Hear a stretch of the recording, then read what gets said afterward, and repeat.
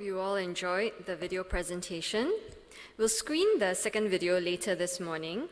For now, we'll begin our first panel session on the topic of sovereignty. Speakers in this session will look back at the circumstances that led to Singapore's independence in 1965 and also look forward at how Singapore's future as a sovereign state may pan out. Chairing this session is Professor Tan Tai Yong, Executive Vice President of Academic Affairs at the Yale NUS College and a nominated Member of Parliament. May I invite Professor Tan and the speakers on this panel to come up on stage.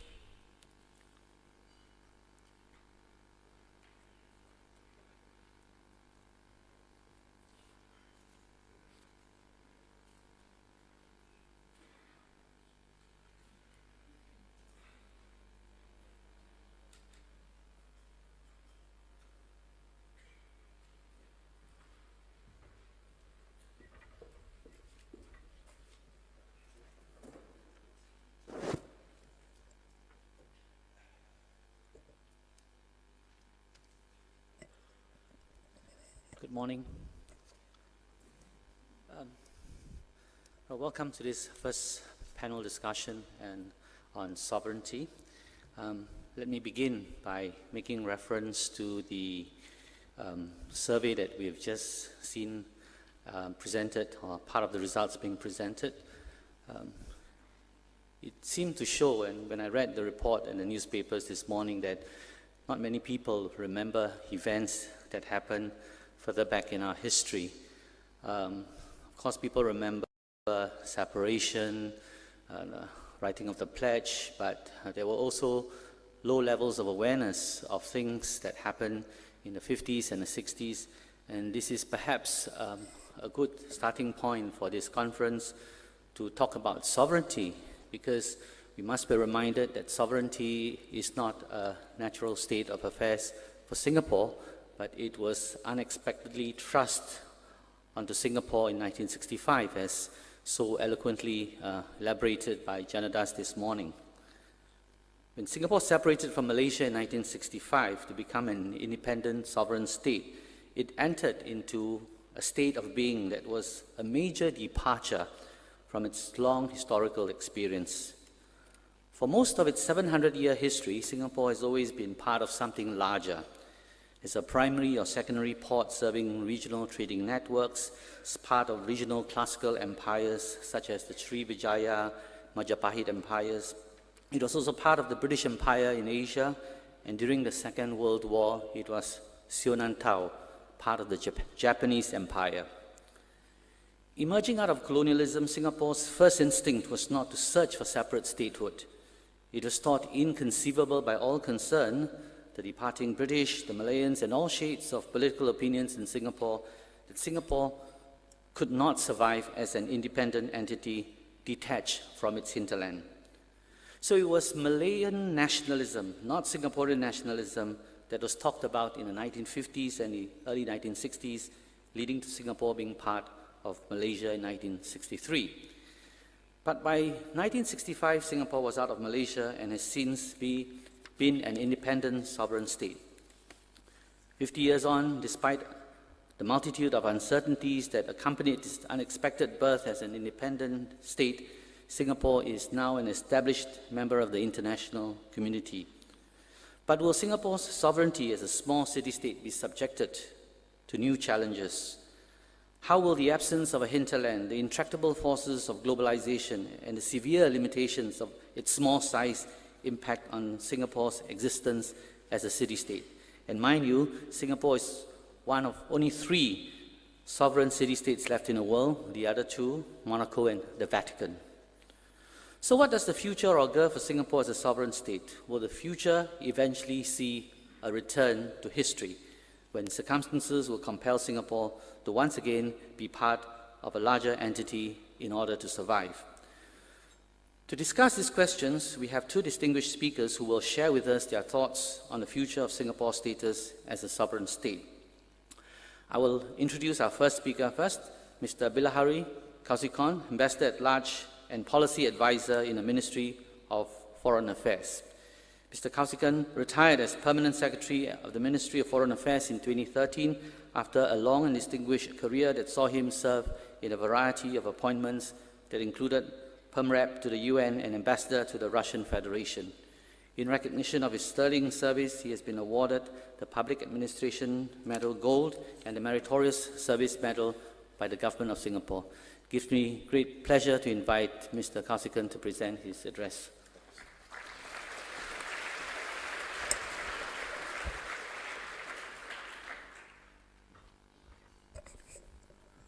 Ladies and gentlemen, I want to thank my old friend Janadas and IPS for inviting me to speak to you this morning. I only hope that you do not conclude that they have committed an act of reckless folly. In any case, I have to remind you I speak only for myself. Now, what does sovereignty mean to a small country like Singapore? We did not seek independence, but had independence thrust upon us. I have been told that Mr. Lee Kuan Yew once said that, and I quote, "Small island states are a political joke." I cannot trace the source of that quote, and if anyone can help, I'll be very grateful. But even if apocryphal, it implies a concept of sovereignty based on which our founding fathers first sought independence within Malaysia rather than alone. And I suspect it was difficult for that generation to even conceive of Singapore apart from what was then called Malaya. Obviously, and thankfully, that concept of sovereignty proved mistaken, or was rendered mistaken by the Herculean efforts of our pioneer generation. And by that, as Janara said, I do not mean just our leaders, but the entire people. Well, the concept of sovereignty is constantly evolving, and rather than try to define the elephant, I propose to take its existence for granted and instead consider what sovereignty means to Singapore by analyzing a single sentence. And that sentence is this: Singapore is a small state located in Southeast Asia. This seems straightforward, but is it really? What do we mean by small? We are, of course, a physically small country, and a moderately athletic person could, without too much difficulty, walk across it in a day. But as a trading center, as a logistics hub, as a port and airport, and as a financial center, among other things, we are far from small. In trade, connectivity, and finance, among others, we loom quite large internationally, far larger than our physical size may lead one to expect. Sir Stamford Raffles established modern Singapore as a trading center in 1819. And I have read somewhere that by 1898 or thereabouts, our trade was larger than that of Japan, larger than that of what was then called the Dutch East Indies, and exceeded only by China. And some recent archaeological studies suggest that we may have been a significant trading center since the 14th century, even before the concept of sovereignty in its current form existed. Now, trade requires connectivity, it requires logistics and finance. Of course, we today perform these functions at a far higher level of sophistication and complexity than in the past. But my point is this: the point is that they are essentially similar functions, and we have performed them as a British colony, as part of Malaysia, and only in the last 50 years, which is but the blink of an eyelid in the sweep of history, as a sovereign and independent country.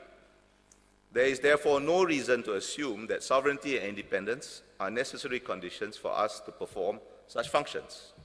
We could conceivably do so even if our independence and sovereignty comes by some blunder of policy, accident of politics, or malicious whim of the gods to be severely compromised.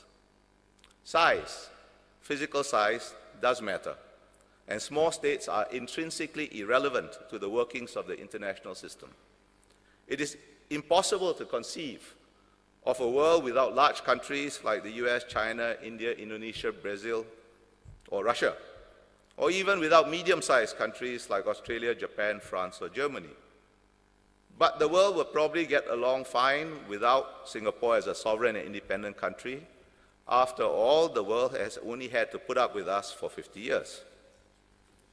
For small states, relevance is not something to be taken for granted, but an artifact, created by human endeavor, and having been created, must be preserved by human endeavor. The creation and maintenance of relevance must be the overarching strategic objective of small states. The majority of states are small. Slightly more than 20 years ago, Singapore established what is called the Forum of Small States, or FOSS, in the United Nations. Small being somewhat arbitrarily defined as having a population of 10 million or less. FOSS now has 105 members out of a total UN membership of 193 states. The international relevance of many members of FOSS is defined primarily by their vote in the UN. Now, a vote in the UN is just that. Nothing to be sneezed at, but only one vote. Singapore is exceptional as a small country in that our international identity and relevance is something more than just our UN vote. We have options beyond our single UN vote, and that is why we were able to establish FOSS in the first place. How do we create relevance? There is no magic formula. What makes us relevant vis-à-vis country A may be irrelevant vis-à-vis country B, and in any case may become irrelevant to both A and B as well as C in a week or a month or a year or a decade. What is relevant will eventually become irrelevant and must therefore be continually refreshed. The world is constantly changing, and since the world will not change to suit our conveniences, we will have to constantly adapt to it. Since the future is unknowable, adaptation requires nimbleness of thought and action. And thought and action must be based on a clinical, or some accuse us of being cold-blooded, understanding of the world as it is. The world as it is, and not as we think it ought to be. Even if we hope to change the world, we must first understand it as it is, because hope, however fervent, is never enough. The bedrock of success, the bedrock of relevance, is success. I have always told our Foreign Service officers that if Singapore's foreign policy has been to some degree successful, it is not due to their good looks, it is not due to their natural charm, it is not due to the genius of their intellect. The most brilliant idea of a small country can be safely disregarded if inconvenient, whereas the stupidest idea of a large country must be taken seriously. In fact, the stupider the idea, the more seriously it must be taken because of the harm a large country can do. And if our Foreign Service officers succeed, it is only because Singapore as a country is successful. Singapore's success invests our ideas and actions with credibility. And success must be defined, first of all, in economic terms. Will a barren rock ever be taken seriously? Obviously not. I know that it has become fashionable in certain circles to claim that economic success is not everything and that there are other worthy goals in life. I do not disagree as far as individuals are concerned. If any of our compatriots chooses to drop out of the rat race and devote his or her life to art or to music or to religion or even to just lepak in one corner, I respect their choice and wish them well. But the country as a whole does not have this luxury. A world of sovereign states is in fact a rat race, and often a vicious one, in which the weak go to the wall. There can be no opting out for a sovereign state. And to be crass about it, small countries will always have fewer options than large countries, but rich small countries have more options than poor small countries, and that tilts the scales in our favor. This is crucial because a small country cannot be just ordinarily successful. If we are no different from our neighborhood, why should anyone want to deal with us rather than our larger neighbors, who moreover are well endowed with natural resources? To be relevant, we have to be extraordinary. And being extraordinary is a strategic imperative.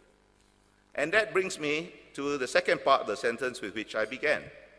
Singapore is not just a small country, but a small country in Southeast Asia. In Southeast Asia, not the South Pacific or South America or Europe, or thankfully not the Middle East. This seems obvious, but I think it nevertheless is insufficiently appreciated, even by those who ought to know better. A year or so ago, I was flabbergasted and disturbed when asked in all seriousness and not just to take the mickey out of me. If it was just to take the mickey out of me, it would be acceptable. I was asked by a Singaporean PhD candidate in political science why Singapore could not pursue a foreign policy akin to that of Denmark or Switzerland. The question aroused all my prejudices about the academic study of international relations. It makes a vast, and I thought glaringly obvious, difference where a country is located. That a Singapore PhD candidate who presumably knew something about her own country, as well as the subject she was studying, could ask such a question made me worry about the future of our country. Southeast Asia is not a natural region, by which I mean a region that can be defined by something intrinsic to itself. As for example, Europe can be defined as heir to Christendom and the Roman Empire. The main characteristic of Southeast Asia is diversity, which is another way of saying that there is nothing intrinsic to itself. There are obvious differences of political form and levels of economic development. But the most important diversities of Southeast Asia are visceral. They are diversities of race, diversities of language, and diversities of religion. These are the roots of political tensions within and between the countries of Southeast Asia. ASEAN, the Association of Southeast Asian Nations, was intended, among other things, to mitigate these diversities to ensure a modicum of order and civility in interstate relationships in a region where this was not to be taken for granted. Now, ASEAN has been reasonably successful, but ASEAN can never entirely erase these primordial diversities because race, language, and religion are the essence of core identities. Singapore defines itself as a multiracial meritocracy, and we organize ourselves on the basis of these principles. We are, of course, not perfect. There is no perfection to be found this side of heaven, but we take these principles seriously. They are what makes Singapore Singapore. They also make us extraordinary because our neighbors organize themselves on the basis of very different principles. This is most obvious in the case of Malaysia. It was the irreconcilable contradiction between fundamentally different political philosophies that made it impossible for us to remain in Malaysia, and no matter how closely we cooperate, and by the way, despite occasional spats, we do cooperate very closely in many areas, will make it impossible for us to ever be part of Malaysia again, unless Malaysia abandons its basic organizing principle. And if you believe that will ever happen, ladies and gentlemen, there is a bridge I can let you have really cheap. The essential issue is existential. Not what we do, but what we are. A Chinese majority country with neighbors whose own Chinese populations are typically a less than fully welcome minority and whose attitudes towards their own Chinese populations are too often projected upon us. A multiracial meritocracy with a Chinese majority that has been extraordinarily successful compared to its neighbors is often taken as an implicit criticism of differently organized systems. That we are a tiny speck on the map and have hardly any history to speak of is an additional affront. The intensity of such attitudes waxes and wanes. It manifests itself in different ways at different times, but it never disappears because it is a structural consequence of the dynamic between two types of systems. Being extraordinary does not make us loved, but that is the price we must pay for survival and autonomy. In different forms and various degrees, such attitudes exist throughout Southeast Asia, and also in China, Japan, and even in Western countries like Australia and the US. Examples spring all too readily to mind, but diplomatic prudence does not permit me to elaborate, at least not too much. Of course, none of this is intended to imply that we cannot work with our neighbors or any other country. Obviously we must, obviously we can, and obviously we do. And indeed, I dare say we do so fairly well. But these complexities are never going to go away, and we ignore or deny them only at peril of compromising our autonomy, that is to say, compromising our sovereignty. And I believe that matters are going to get even more complicated because the external environment and our domestic environment are both changing, and external and internal complexities will act and react with each other in ways that cannot now be predicted. There are already signs of foreign policy being used for partisan political purposes. This is probably inevitable.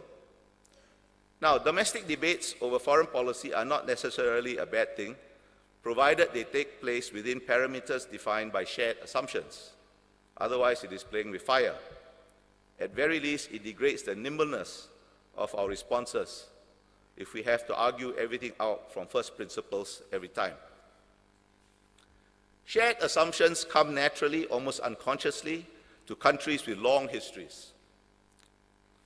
But with only 50 years of shared history, I am not entirely confident that this is the case in Singapore.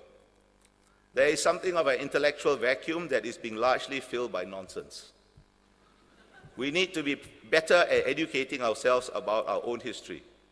We do not, in my opinion, do a good enough job, and the recent debates about our own political history are unfortunately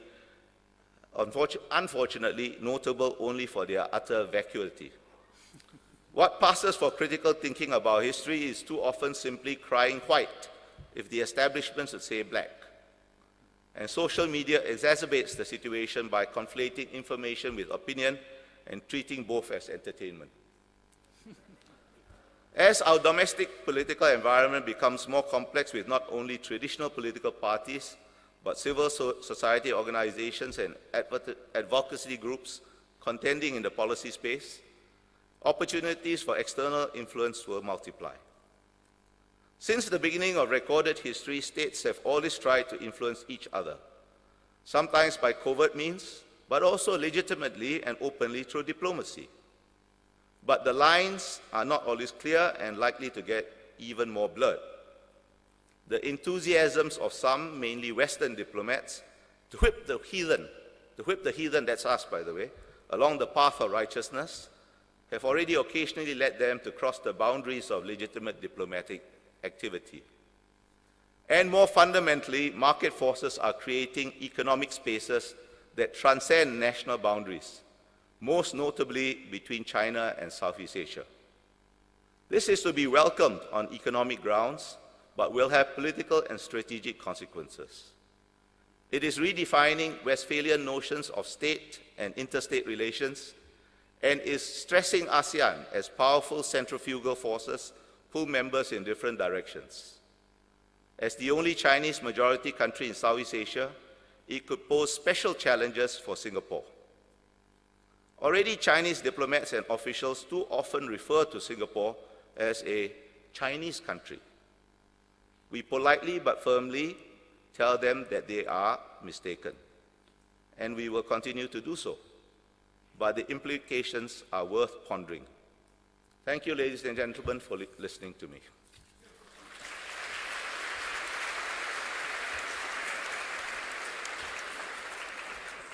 Thank you, Bilahari, for a very entertaining presentation, of course. I still got 4. Still got 4 minutes. Yeah, but the key points that you have raised are worth pondering, and I hope they'll elicit some questions subsequently.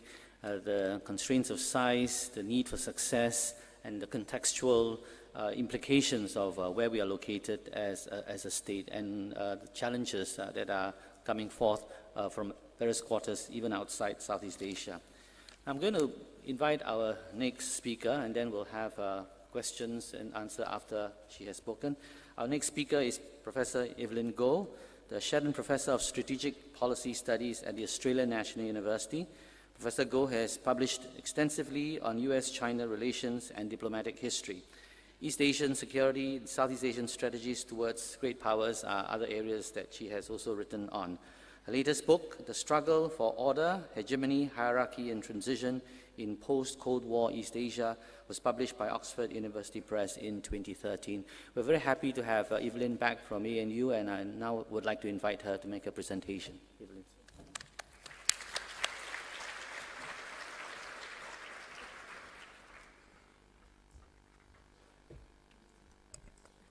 Good morning, ladies and gentlemen, and let me begin also by thanking IPS and Jonatas Devon particularly for inviting me to speak today. This, of course, comes in spite of the fact that I belong to the academic classes that Ambassador Kausikan has been so dubious about. I can't thank IPS for lining me up straight after Ambassador Kausikan, who is always a difficult act to follow. In spite of his doubts about academics and scholars, I must say that he has always invariably been very kind to me in my researches when I've been in Singapore, as have a large number of people I can see in the audience who have either been mentors, ex-bosses, colleagues, or friends. So it's really nice to be home. I was asked to talk about Singapore's future as a sovereign state, particularly against the background of the challenges posed by globalization. So I guess what I'll be doing is to do a set of accompanying remarks to what Bilahari has talked about, looking a bit more forward based on where we've come from. To preface some of these remarks, two things have occurred to me this morning as I've sat here and listened to the other speakers who have gone before me. One was a very strange reminiscence. I suddenly remembered years ago, too many to actually enumerate, working as a very young intern in the Straits Times on the home news desk, and with a number of other interns coming across a very small news item about the indignation felt by Singaporeans whose mail sometimes got lost, snail mail in those times, because post offices in foreign countries would voluntarily decide that Singapore was not a destination in itself, but belonged to some other Asian country. And there was a little survey, and some of these other countries were Vietnam, China, both Chinas, Malaysia, on one occasion Indonesia, etc. This was, without giving too much away, in the early 1990s. And for a generation of Singaporeans that I come from, this was a bit of a shock. We grew up taking precisely for granted, those elements of sovereignty that we've begun to talk about this morning. The second little anecdote type thought that came to me this morning was, I listen to the BBC World Service, as I'm sure many of you do. And as you know, in recent years, the BBC's tagline has become BBC, the world's radio station.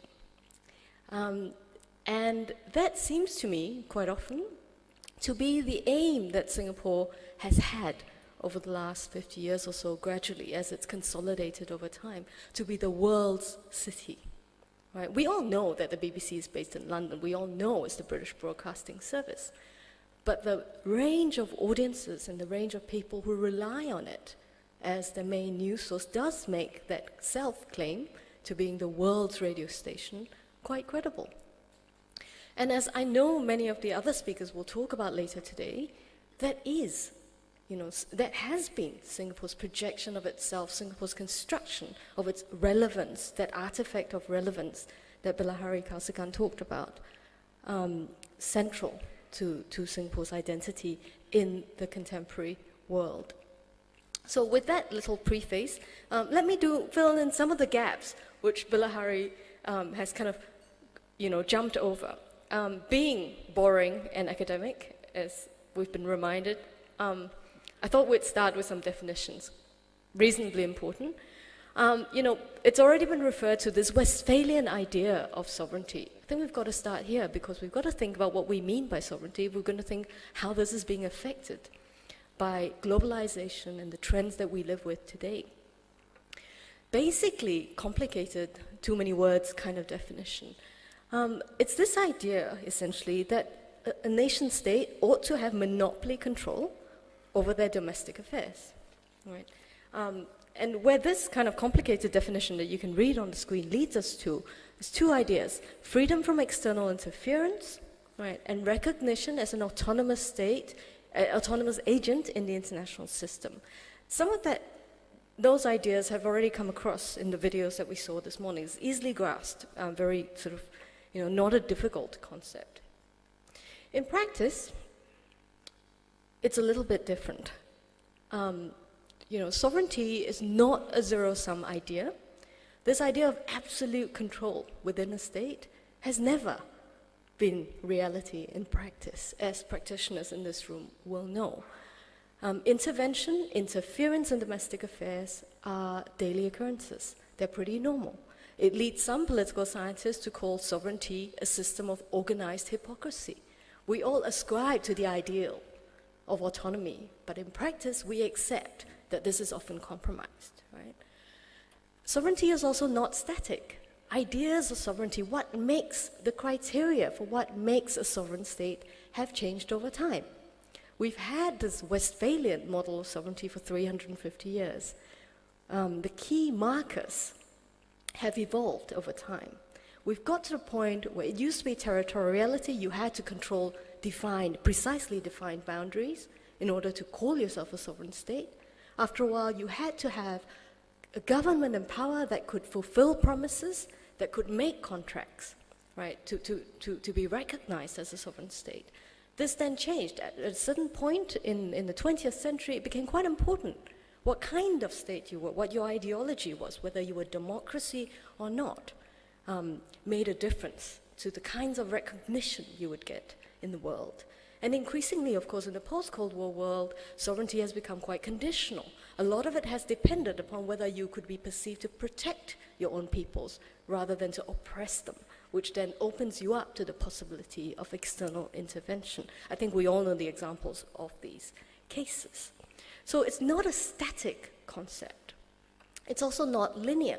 We think of sovereignty as evolving in a way in which, the Europeans got there first, everyone else kind of followed this train that goes in the direction where we'll all move towards this ideal state of absolute control over defined territories. Well, that's not the case. The Europeans, after fighting with lots of blood, sweat, tears, and gold for centuries over this, decided after the Second World War that they will pool their hard-won sovereignty, right? And after the Cold War too, Eastern European, Central European states decided also to voluntarily give up key elements of sovereignty in joining the European Union. Yet, today, that's not a given. Bilahari Kausikan again referred to how Europe is different from Southeast Asia. In some ways, it's not so different. There's no sort of linearity to this sovereignty game. We have regions and peoples like the Scots, like the Catalonians, who are still contemplating the possibility of taking back or reclaiming sovereignty in an autonomous manner. So there's no sort of, straightforward path in sovereign experiences.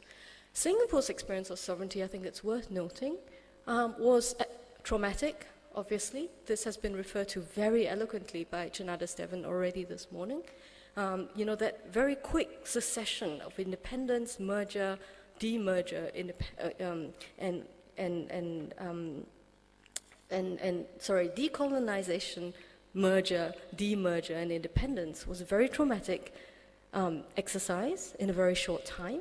It was also very intense. It was intense because Singapore began to practice sovereignty at a time that coincided exactly with the height of globalization, right? Singapore's had to exercise and create its autonomy in a situation in which the world has begun to move exactly in the sorts of directions that puts maximum amounts of pressure on how much real autonomy a state can actually exercise.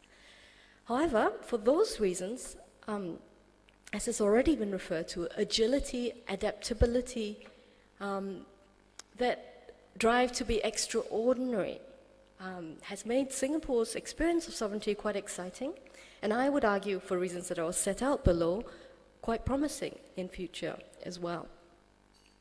Now, before I get to that point about what is the future for Singapore, I think it's quite worth making a few observations about what's been happening to practices of sovereignty in the world today.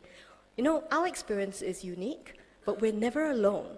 We're always looking for new things that are happening in the world, but not everything is new. new. Things are new in some ways, but old in others, right? This is also how the thing about history being relevant is important. It's not just about what's happened in the past, but the future doesn't begin tomorrow or somewhere down the line. We're already living in it, right?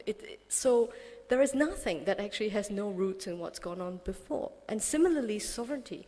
When we talk about globalization, what we're really saying is that globalization undermines that coincidence of authority and territory that we assume under sovereignty. Okay? And that leads us to a number of pressure points. What's happened over the last 50 years, particularly globally, is that shrinkage of time and space created by technology and connectivity particularly has caused relationships of interdependence to intensify significantly. It's not that we weren't interdependent before, right? Trade has always happened, people have always traveled, it's taken longer to do so, but it's always been there. What globalization has done is really sort of put a crunch on these processes. What this means is that states nowadays are not able to achieve fundamental goals or purposes that they have without collective action with other states. Now, if you need partners to achieve important ends in security, right? Think about terrorism, cyber attacks, or economic prosperity. Think about global financial crises, contagions, or even as social well-being. Think about pollution, epidemics, immigration, internet crime. If you need partners to achieve all these things, then that sort of old-fashioned, static idea of sovereignty, being absolute control, doing things on your own, being left alone to do things, is simply not possible. At the same time, we're also faced with diffused threats and diffused authority. Right? In the economic realm, for instance, states now don't make economic or financial policies on their own, as you know well. There is upward disaggregation of authority into things like the WTO, the IMF, G20. There is also, for implementation purposes, usually downwards disaggregation of authority towards subnational groupings, transnational groupings, local governments, NGOs, key individuals. And that's always been the case, but it's, again, much more intensified by globalization. Interestingly also, state-to-state conduct in the globalized era is no longer within neat categories. There are quite unprecedented opportunities for subcontracting. Think about governments who take on contracts to help other governments in other states develop parts of their cities, new cities, or provide social services. This is something Singapore is quite familiar with. Or government agencies subcontracting to other government agencies to come up with important domestic regulations. Things like aviation authorities getting the US Federation Aviation Authority to come up with rule books to implement new regulations in that important realm. This is all pretty common. Now, what this means is that state authority has become hybrid. It depends on the issue, right? How much control you have over your state's policies depends on the issue. It also means that networks are much more important than territory. Right now, control over networks of finance, information, raw material, cyberspace, much more important. We're much more interested in flows rather than in boundaries, right? How do we follow flows of money rather than how do we put down boundaries so that people can't get in or out? At the same time, we live in a world in which there's not this linear move towards any particular end goal. There are many opposing or contradictory forces. Think about globalization. We think globalization makes us more connected. We think it should break down boundaries, but does it? Just one example, the increased flows of labor in the world today, the much easier cross-boundary transfer of workers and people, that has led to the much stricter renationalization, right, of immigration controls. We know this well in Singapore. So there's not a sort of simple relationship there. Just to put all this in context, in the context of that, Singapore's future sovereignty, I think we could roughly break down to 4 potential scenarios. Of course, there are more, but I think these are the 4 basic ones. The first one is involuntary, right? We could have a dissolution of the Singapore state, sovereign state as we know it. This has already been referred to. This could be, as a result of an invasion, natural disaster, etc., all the black swans that you can possibly think of. The other three are voluntary scenarios. I was asked particularly to talk about, does Singapore need to get bigger in order to deal with the challenges of globalization? Now, there's a few ways of getting bigger. I can think of two. Merger, again, we can go back to that one, or integration, right? We can do a sort of European-style type of integration. Fourth option or possibility is mine. I call it the global state possibility. Let's just talk quickly through these as I bring my presentation to an end.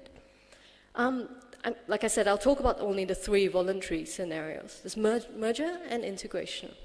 Ambassador Kausikan has already expressed his doubts about either of these, and I am with him on this. Merger means, going back to some form of federal sovereignty, right? Whether it's one country, two systems, or other kinds of tighter federalism. It means that we negotiate to give up some of our very key sovereign authorities over defense, over foreign policy, over monetary policy, etc. Number of options here. Obviously, we think about Malaysia. There is a possibility also of a greater Indo-Malaysian federation. There's a possibility of a greater China type of federation across the region. The logic for this would follow networks, right? The already existing and intensifying networks that traverse the region, right? They would make more real, they would bring in line what is already called an economic region state, right? In Southeast Asia, Greater Southeast Asia particularly, and bring the sovereignty practices in line with that, right? We think about regional production networks, right? The rise of the Asian consumer market, especially. If Singapore wants to ride the wave, right, of these opportunities, merger, the return to the idea of having that very important regional hinterland would be a logical thing to do. Of course, the obstacles to this, political, ideological divides, which Ambassador Kausikan has already talked about, also the big lags between military capabilities, the big lags in economic profile and capabilities, I think make this somewhat unlikely. Integration too. Integration is a slightly different set of ideas.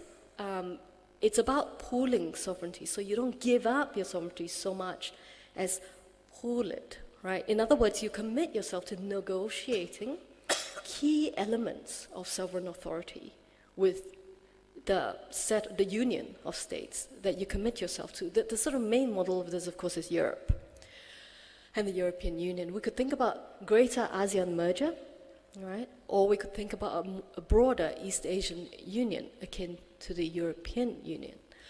Again, the logic of this would be to address some of the ineffective, some of the sort of things that we don't do so well at the moment without integration. Some of these ineffectiveness challenges about collective action, some of these worries still out there about intervention.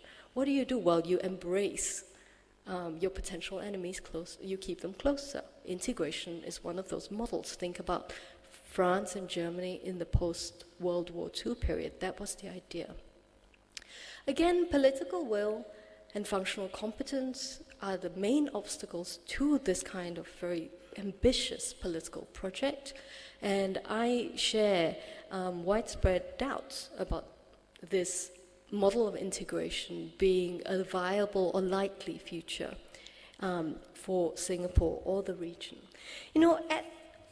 At heart, what we've got to think about is, does getting bigger help Singapore to deal with those challenges of sovereignty that I've outlined? And my instinctive answer is no. Size matters, but big size doesn't always help. And we are in a state of the world where no state is going to be sort of exempt from the challenges of connectivity in globalization.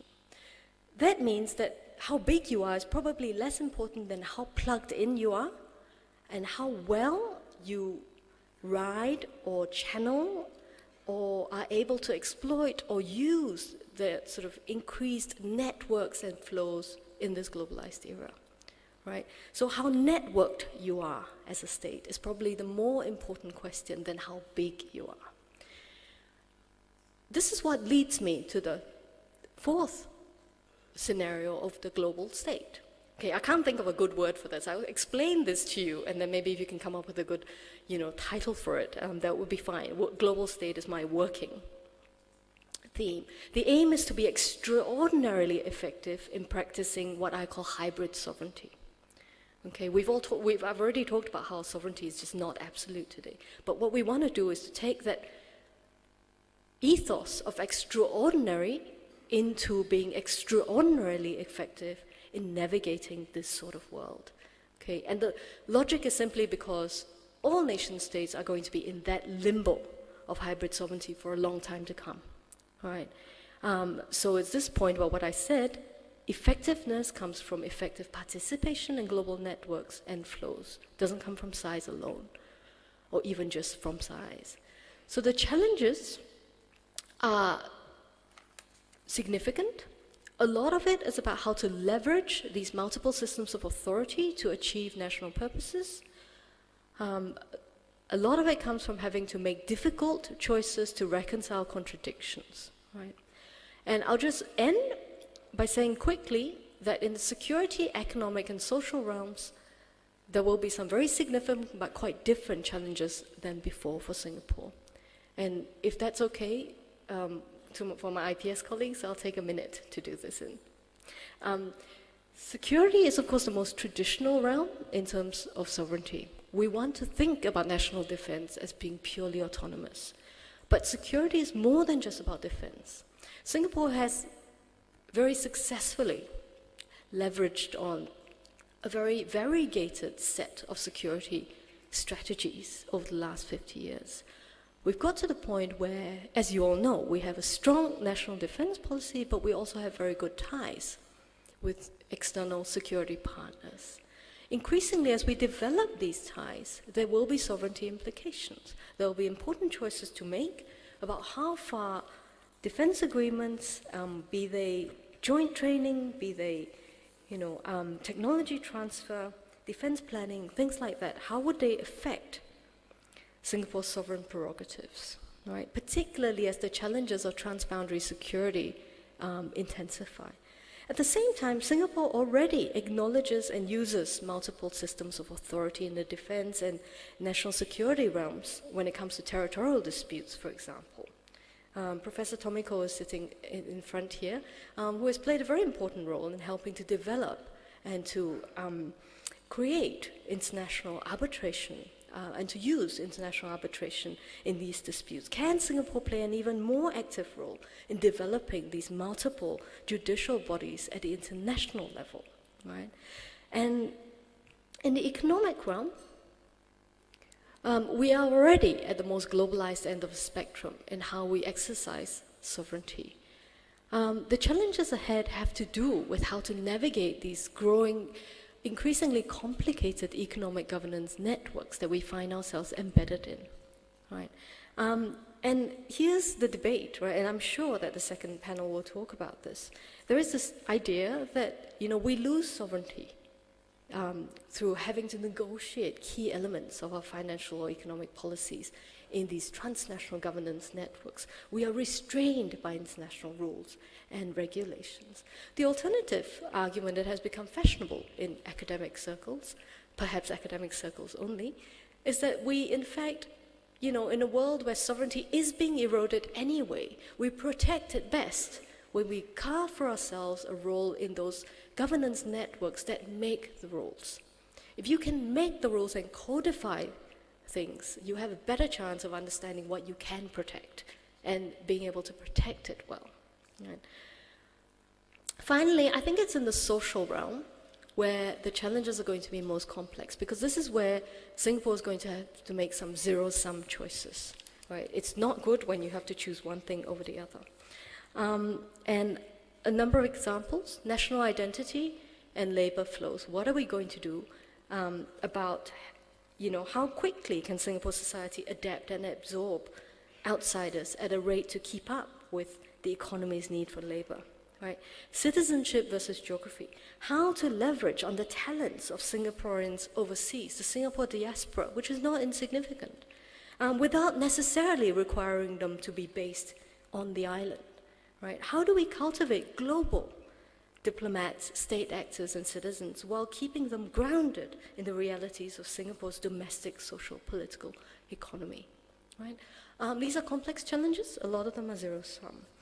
I will end here. Part of me wishes that I could give you 3 scenarios that you didn't think of and are completely out of the box. Right? Now, that would be exciting. But globalization, as well as the institutional sovereignty, are both trends that have been ongoing. They have been undergoing significant evolution. And state responses have also been evolving in tandem. So what I have done is mainly to point out the big picture contours and to highlight the key ongoing questions that will become even more important in the years ahead. And I hope you find that helpful to the discussion that we're going to have. Thank you.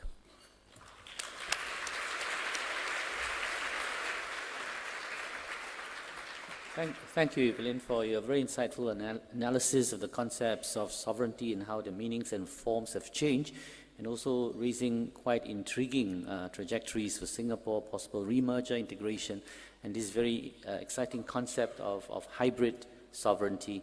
I've heard another term that's similar. It's called perforated sovereignty. Okay, you've heard 2 very exciting presentations. The floor is now open. I'd like to invite questions from you. There are mics around the room. Please put up your hand so that I can acknowledge you. Walk to the mics and introduce yourself and keep your questions concise so we can take as many questions as we can. The floor is now open.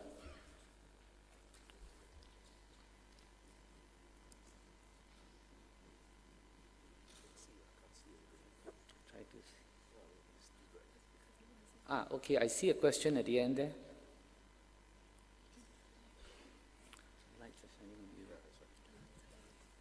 Thank you, Chairman. This is Asad Latif from the Institute of Policy Studies. Yes. I'd like to ask a question of both the wonderful commentators we've had this morning. Could you think of something so dramatic and drastic that if we were to meet 1 year from now here, you would give us a completely different idea of sovereignty? Something that you have touched on, perhaps. You have the black swans, you have a lot of these issues. But something so dramatic, so drastic, that we'll have to revise our ideas of what sovereignty actually can mean for Singapore, for a small state like Singapore.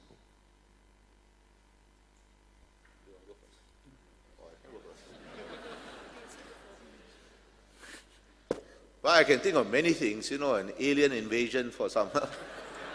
But if we are thinking in the realm of the possible, a major conflict between big powers in our region, a huge racial riot in one of our neighbors, a complete breakdown of the world economy that leads to political tension. There are many things that you can think of. But I don't think it radically revises the concept of sovereignty. Now, Evelyn, if I can summarize her very interesting presentation, says that sovereignty is complicated, sovereignty is constantly evolving, and is never absolute. I certainly agree. But the fact is that you know it when you have it, and more importantly, you know it when you lose it.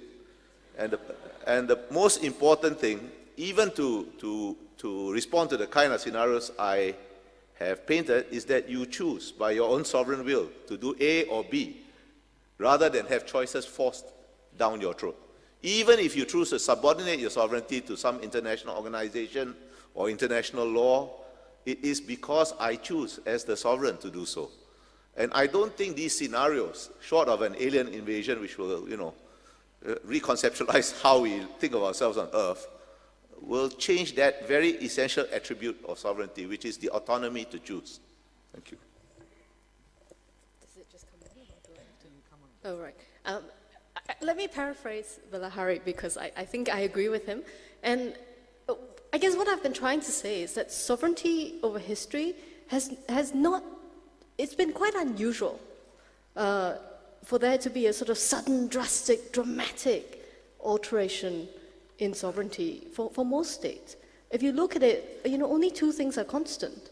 States tend to dissolve or become a different kind of sovereign unit, either through war or through natural disaster. That's kind of it. Many of you may have read Guns, Germs, and Steel, Jared Diamond. That was the point, So I guess, yes, tsunami or war, I think, would be the two types of things that would drastically, overnight, change the status quo for Singapore, or to break the will, I suppose, as a sovereign state. Yeah. Yes, I see a question. Thank you. Firstly, may I thank Professor Goh for bringing up this very interesting point of a hybrid state, which I assume also means that there will be hybrid citizens. I myself actually have been struggling with this concept of global citizenship versus more nationalism, and whether it is a zero-sum game or not. In that context, I would say that I think Singapore is in a state of flux, including its citizens. Jonathan has shown that our history was essentially decided by the leaders. Of course, we citizens who can remember the historical event went along with their decision, which proved to be a wise one. However, I think in future, citizens will be will play a very major role in what path we choose. So can I put to the panelists, can we be both global citizens and strong nationalists? How do you see the role playing out? And in that context, may I also mention Mr. Bilahari's remark about you can't be extraordinary and loved.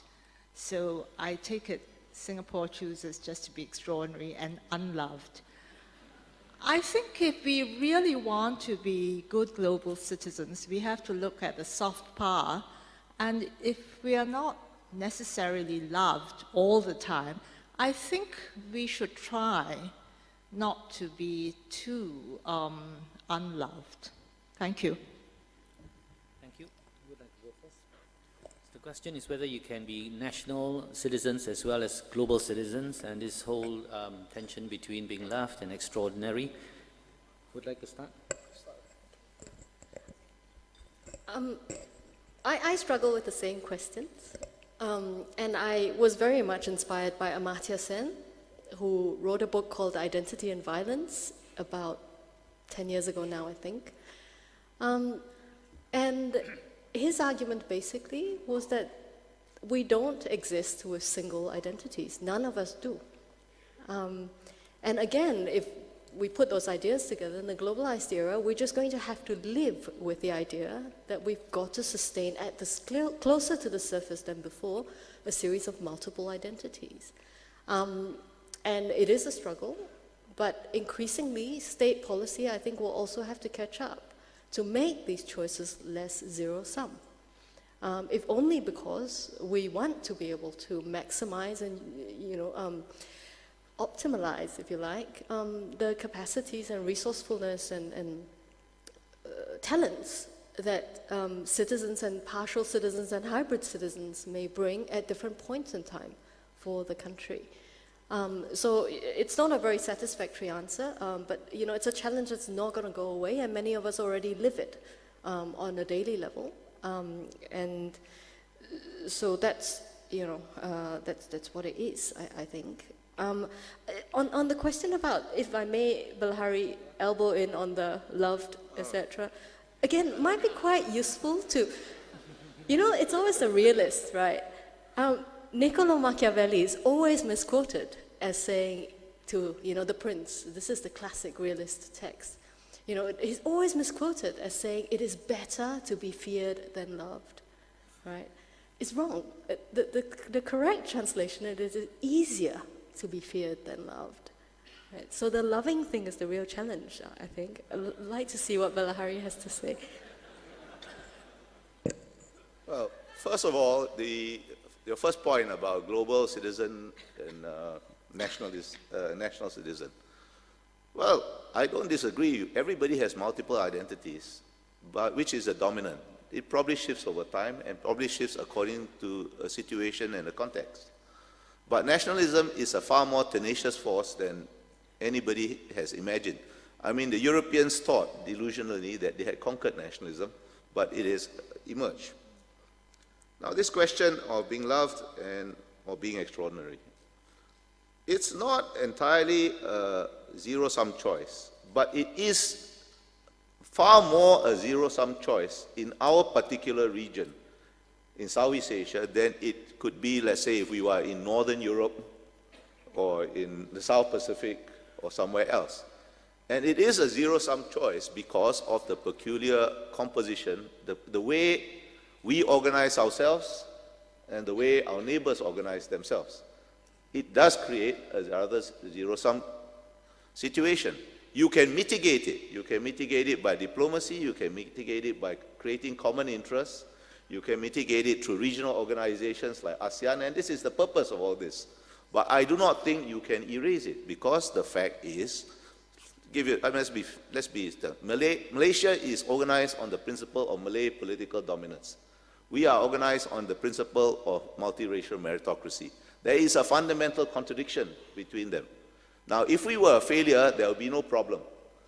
But since we are not a failure, there becomes a problem because our very existence is an implicit criticism of another system. That's a fact. You can mitigate this, but you cannot erase it. I think you mentioned soft power. I think the hard fact is you cannot have soft power. Soft power is very important, but you cannot have soft power if you do not first have hard power. And for a small country, hard power is not just military power. It has to be, as I tried to suggest, economics. Okay. Guess we could have more debates on this, but I'd like to take other questions. Somebody behind it. Yes, I see a hand. Yes, please. Hello, good morning. My name is Wu Ming, and I've got a question for the panel looking forward at the trends that Singapore will face in the future. Do you see our geopolitical space becoming more conscribed in the years to come? For example, we all want to be friends with everyone, but sometimes certain friends may judge our friendship by who else we choose to be friends with.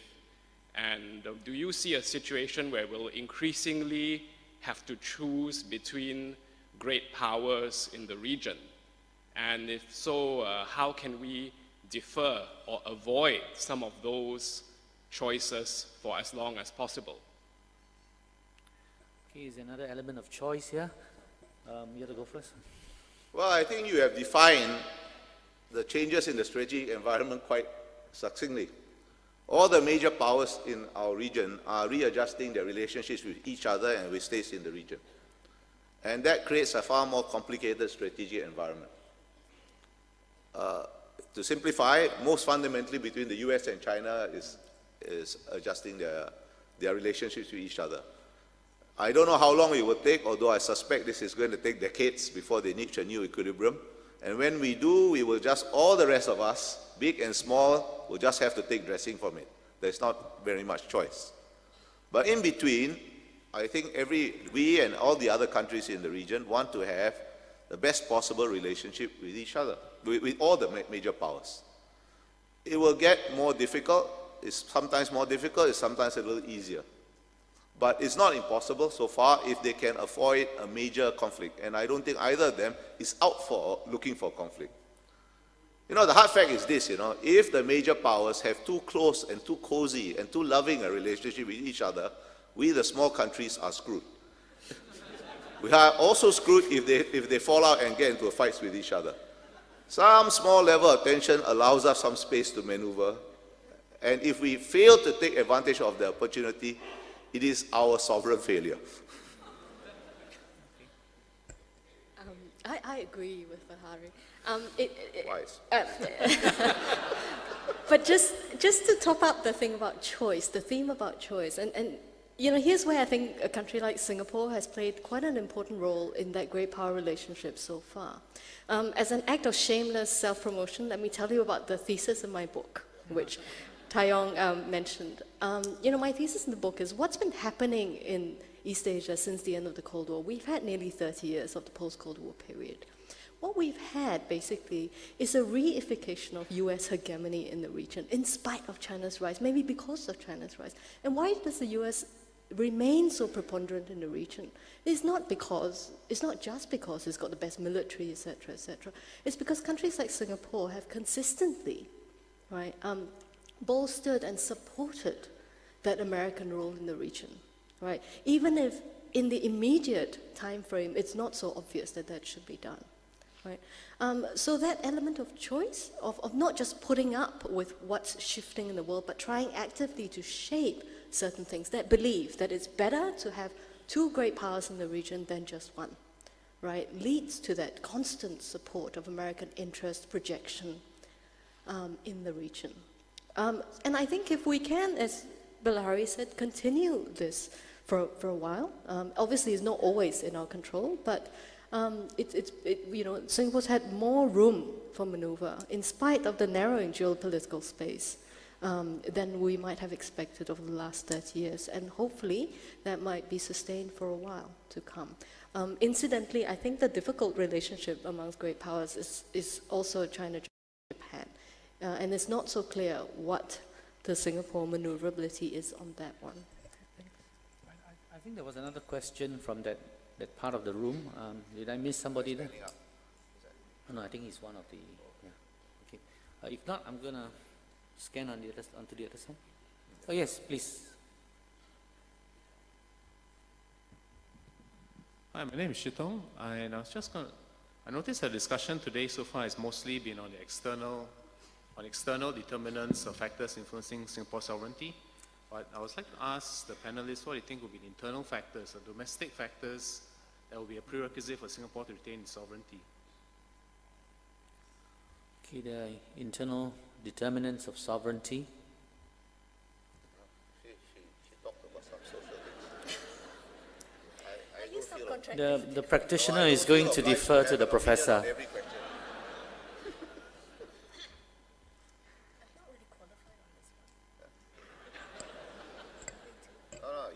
Somebody has to answer. Well, I don't quite understand the question, actually. So it has to be Evelyn then. But if you don't understand it, then we don't have an answer to this, because you're the guy who does internal There are questions with no answers too. Okay, maybe I'll ask the questioner to just maybe elaborate a little bit on your question so that our panelists can answer. The question really is to essentially what are the factors that will drive, that will drive Singapore to retain its, what internal factors may impact Singapore's sovereignty, or what internal factors would increase the likelihood of Singapore retaining sovereignty versus what factors may actually decrease Singapore's willingness, essentially what are the factors that will drive Singapore's willingness to be sovereign? Okay. Well, yeah, okay, now I understand, sorry. Okay. Well, I think Janadas in his opening remarks had largely answered that. I mean, we are now sovereign and independent because a whole generation of Singaporeans had the audacity and the courage to be sovereign and independent.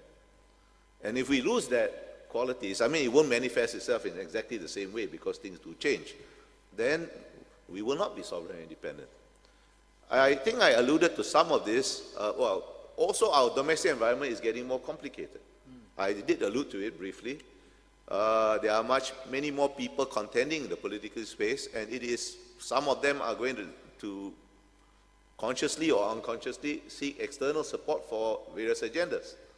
And external powers are, whether through legitimate diplomatic means or more covert means, trying to influence developments in Singapore. Now, there's nothing unusual about this. As I said, I think this goes on all the time and has gone on throughout history. And we allow it to compromise our sovereignty, that's our own fault. Well, adding to that, if you take my sort of global state scenario, the one thing that becomes really important is whether domestically we train through the education system, through constant career training. Singaporean actors, businessmen, and academics and policymakers who are comfortable and able to interact and function in the global world in that sense, right? And it sounds really trite and mundane, but it's a much more difficult task than it may seem, right? Just to give you an example, how many Singapore scholars do we have who are well known, just as well known in the US as they are in China, for example? Right, think about it. For those of us, who work in this field, well, or for those of you who are, in the financial world and things like that, I mean, how many of you, are plugged into things like the International Organization of Securities Commissioners, right? Or the International Association of Insurance Supervisors, all of whom have, quite important roles in things like the Global Financial Stability Forum, et cetera, et cetera. Increasingly, whether we're effective in working these networks in the globalized world will depend on whether we're able to train and develop people domestically who are able to work these channels globally, right? So I guess I was confused by your question because for me, that distinction between internal and external is not that straightforward anymore, precisely because we live in this kind of globalized world. Can I have the next question, please? Yes. Hi, I'm Jean from the National Library.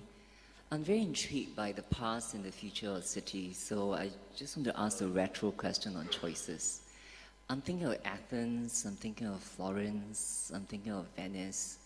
What choices, in retrospect, could they have made to survive? Or is the non-survival of cities something that's inevitable? Thanks. So historical city-states that have since vanished or gone out of fashion, is it inevitable, and will the same fate meet Singapore at some stage? I don't think anything is inevitable, Either the survival or the non-survival of Singapore. It really depends up to us. Choices you make.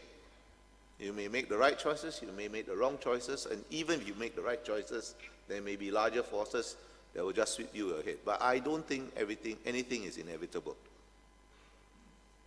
By the way, it is a question of adaptation. Because, one of the delusions of big countries is that things are under their control. It is under their control to a larger degree than smaller countries, that is true. And smaller countries have very little choice but to adapt usually. You are usually a price taker, not a price setter. So the question is whether we can adapt to whatever the uncertain future brings to us. That's a really interesting question because I think in many ways Singapore, as a global, as a sort of, city-state, it's very unfashionable. The city-state examples that you've brought up, Venice, etc., and even if we go back further, the Greek city-states, Sparta, etc. I mean, they all belong to a certain time in history where city-states were key nodes of the sort of assemblages of authority, which no longer are fashion, are the norm today. And I suppose this idea of being a global state and a hybrid city-state in some sense may bring us back round to that. You can see globalization developing in such a way whereby certain cities, although not states, do become critical nodes in this system. So maybe what has been unfashionable for the last 50 years may be becoming fashionable again, and we could lead the trend of thinking through some of these questions that you've raised. Sorry, I can't see where you're sitting. It's very hard to see from here. I just one point. I think it's been put a very important point. A global city can survive, but a global city-state need not be a sovereign city-state. Sorry, can I just say that the question was actually very specific. And the question is not about inevitability. I shouldn't have said that because that was a major distraction. I think the question is specifically, what choices would Athens have made in retrospect to survive? Heaven knows. Okay, so that's my answer. Yeah. Maybe we'll have a different session to discuss this. But I see a question. Yeah. I hope I'm going to get a response beyond heaven knows. I'm Elaine, an educator. My question is this: in the light of evolving notions of what sovereignty is going to be like, in the context of Singapore, in the next 10 to 20 years, what do you think or anticipate are the right choices that we will likely need to make? No, I think you have fundamentally misunderstood how I look at the world. Maybe Evelyn looks at it different. You do not know what the right choices you have to make until you confront situations which are intrinsically unpredictable.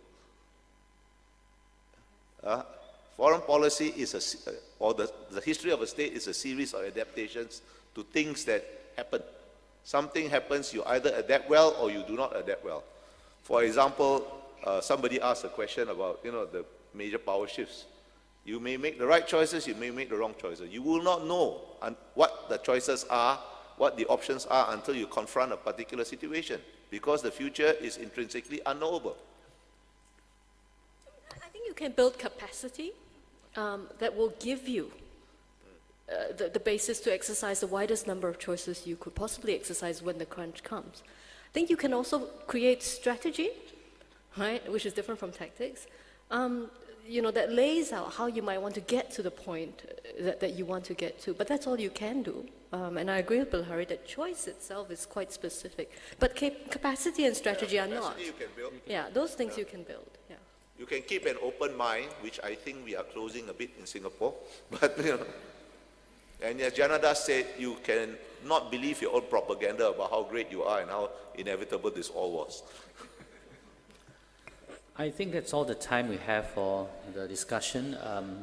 Thank you very much for your questions. And before I invite the MC back to the stage, I think we have some voting to do. I would like to join you to thank our two speakers for their wonderful presentations and for taking your questions. Thank you very much. Thank you, Taeyong, as well.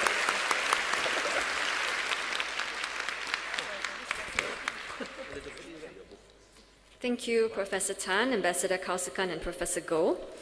Ladies and gentlemen, it's now time for the first poll. Each of you has a polling device at your seat, and I'll now explain briefly how this works. Now, you're going to see on the screen a question corresponding to the topic of the panel session. You will also see several answers, and these will be numbered. To vote for your choice of answer, please press the number on the polling device that corresponds to your answer, and you'll have 45 seconds to do so. So what you're seeing on screen is actually our test poll, and the question reads, what is your age? So you have 45 seconds to key in the number that corresponds with your choice of answer, and your time begins now.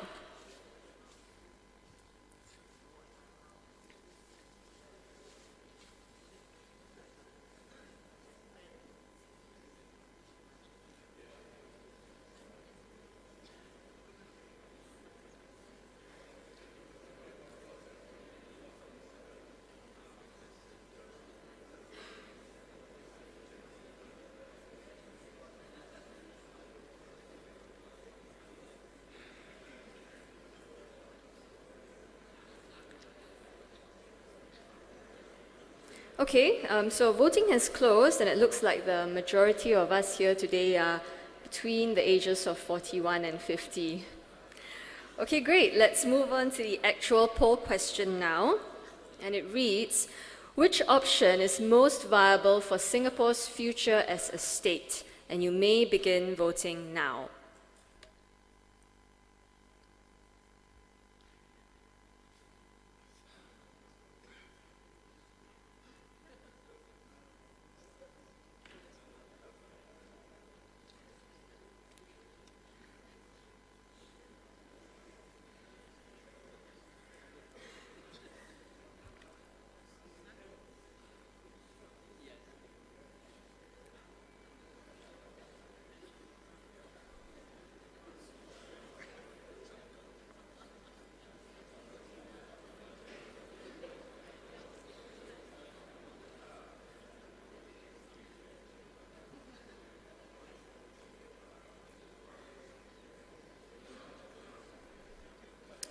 Thank you, everyone. The results are up on the screen, and we can see most of you have chosen hybrid sovereignty. With that, we have come to the end of the first panel session. Refreshments are available at the foyer of this ballroom, and we'll have a 30-minute tea break now. Please return to the ballroom just before 11 a.m. as we will screen the second video on the findings from the IPS study on perceptions of Singapore's history. Thank you.